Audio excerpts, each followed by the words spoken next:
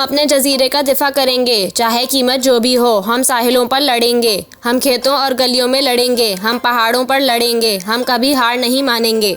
1940 की इस मशहूर तकरीर में बरतानिया के वजीर आज़म विंस्टन चर्चिल ने वादा किया था कि वो नाजी जर्मनी को बरतानिया की सरजमीन पर कदम नहीं रखने देंगे, लेकिन ये वादा मुकम्मल तौर पर पूरा नहीं हो सका।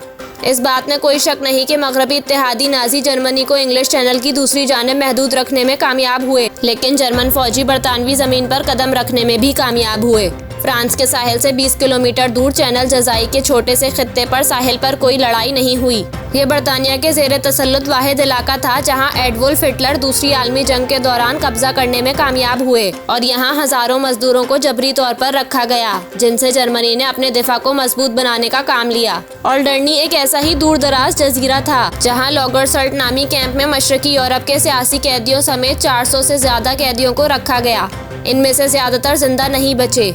इस बदनाम जमाना कैंप की बाकियात आज भी जजीरे के जुनूब मगरबी हिस्से में झाड़ियों तले छुपी हैं, जहां 2008 में यहां मरने वालों के खानदानों और चंद जिंदा बच जाने वालों की दरख्वास्त पर नस्ब होने वाला एक यादगार पिलर ही यहां की कहानी सुनता है। 1940 में जर्मनी की फौज बरकरफ्तारी से मगरबी यूरोप पर हमला आवर हुई। चंद माह में डेनमार्क, नॉर्वे, नेदरलैंड्स, बेल्जियम और फ्रांस पर कब्जा हो चुका था और बरतानिया 2 लाख इत्तेहादी फौजियों का इनखला करने पर मजबूर हुआ। हिटलर का अगला हदफ बरतानिया पर हमला करना था।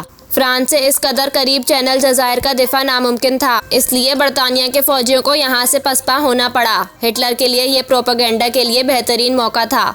गलीकार कैम्ब्रिज यूनिवर्सिटी में आसार कदीमा के प्रोफेसर हैं। वो कहते हैं कि बरतानिया वाहिद जांबदार यूरोपी मुल्क था जिस पर कब्जा नहीं हुआ और किसी बरतानवी पुलिस वाले की एक नाजी सिपाही की कार का दरवाज़ा खोलते हुए तस्वीर या फिर किसी बरतानवी से वो करवाना जो जर्मन चाहते हैं, इसकी बहुत अहमियत थी। जर्मनी के हमले से कबल इन जज़ायर के हुक्काम ने आबादी का इनखला यकीनी बनाया और गोयरनसी जजीरे से 17,500 जबकि जर्सी से 6,000 लोग बरतानिया रवाना हो गए। जो लोग पीछे रह गए उन्होंने 1945 तक जर्मनी के ज़ेरे तसल्लुत जिंदगी गुजारी। ऑल्डर्नी के छोटे से जजीरे पर सिर्फ एक खानदान बाकी बचा था। जजीरे की जर्मनी से आज़ादी के बाद इनसे और चंद जिंदा बच जाने वाले कैदियों से हासिल होने वाली मालूमात की वजह से इस बर्बरियत का अंदाजा हुआ जो जर्मन नाजियों ने यहाँ बर्पा की। ऑल्डर्नी सिर्फ 3 मील लंबा और 1.5 मील चौड़ा जजीरा है जहाँ कसरत से दिफाई तनसीबात बनाई गई। केवन कोल स्टीफर्डशायर यूनिवर्सिटी में फ्रांसिक माहिर हैं। वो बताते हैं कि हमने मालूम किया कि ऑल्डर्नी में 27 कौमियतों से ताल्लुक़ रखने वाले लोग थे जिनसे जबरी काम करवाया गया। इनमें सियासी मुखालिफिन और जर्मन हुकूमत के दुश्मन तस्वुर किए जाने वाले लोग भी थे जिनको वो इंसान नहीं समझते थे। इनमें यहूदी भी शामिल थे।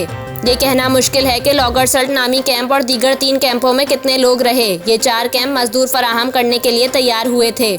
1943 में लॉगरसल्ट कैंप SS के हवाले कर दिया गया। ये नाजी पहला मिलिट्री फोर्स अपनी बर्बरियत की वजह से पहचानी जाती थी। SS के आने के बाद 1942 में 5 बैरक से चंद अरसे में ही यहाँ 25 इमारत बन गई।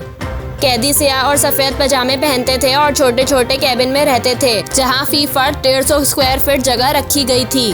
तारीखी दस्तावेजात से मालूम होता है कि SS ने खुराक को भी कंट्रोल के लिए इस्तेमाल किया। एक जिंदा बच जाने वाले कैदी विलियम ने बताया कि एक SS अफसर ने बावर्ची को इसलिए गला घोंट कर मार दिया क्योंकि इसे इसका बनाया हुआ खाना पसंद नहीं था।